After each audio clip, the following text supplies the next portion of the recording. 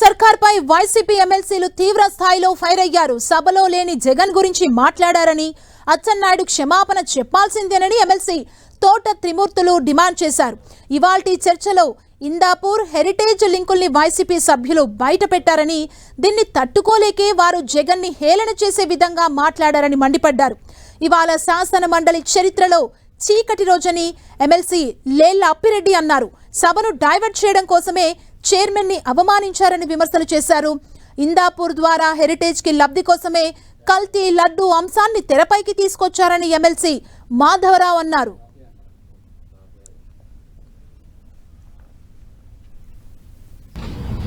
వాళ్ళు జీర్ణించుకోలేనటువంటి విధానం, వాళ్ళ అవినీతి అన్ని బయటపడేటప్పటికీ ఈరోజు వాళ్ళందరూ ఆ చర్చ పక్కదారి పట్టించడం కోసం సభలో లేనటువంటి వ్యక్తి జగన్మోహన్ రెడ్డి గారి గురించి వాళ్ళు ఒక ముద్రేసేటువంటి విధంగా ఆయన మీద హేళన చేస్తూ ఆయన మీద ఒక ముద్రేసేటువంటి విధంగా మాట్లాడటం అనేటువంటిది జరిగింది.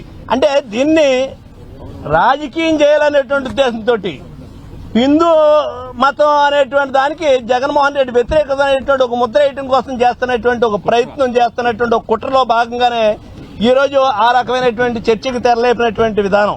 శాసన మండలి చరిత్రలో ఈ రోజు జరిగినటువంటి సంఘటన చీకటి రోజుగా, దుర్దినమైనటువంటి దినంగా ప్రజాస్వామ్యవాదులందరూ కూడా భావించవలసినటువంటి పరిస్థితులు ఉన్నాయి.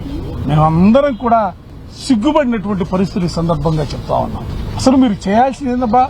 మా శాసన మండలి ఇప్పుడు చంద్రశేఖర్ రెడ్డి గారు, మాధవరావు గారు మాట్లాడినటువంటి మాటలకి, వాళ్ళు సాక్ష్యాధారాలతో సహా చూపించినటువంటి ఆధారాలకి సమాధానం చెప్పవలసినటువంటి పరిస్థితుల్లో మంత్రులు గాని, శాసన మండలి సభ్యులు గాని, కూటమి నేతలు గాని ఉండాల్సినటువంటి పరిస్థితులు ఉంటే ఎవరు కూడా సమాధానం చెప్పడానికి వాళ్ళకి ఏమీ కూడా ఆధారాలు దొరకట్లా.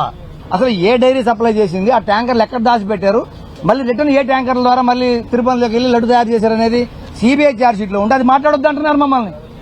అర్థం కావట్లేదు మాకు. 2014-19 మధ్యలో మీరు ఇలాంటి కుట్రలు చేసి ఉంటారని కానీ మాకు అనుమానం వచ్చుంటే ఆ రోజే 2019 మధ్యలో మేమే విచారణ చేసి మేము ఇవాళ మిమ్మల్ని దోషులుగా ఆ రోజు నిలబెట్టే పరిస్థితి. కానీ ఏదైతే దేవదేవుడి విషయంలో ఎవరు కూడా తప్పు చేయరనే ఒక నమ్మకంతో ఆ రోజు మిమ్మల్ని మేము అనుమానించలేని పరిస్థితి.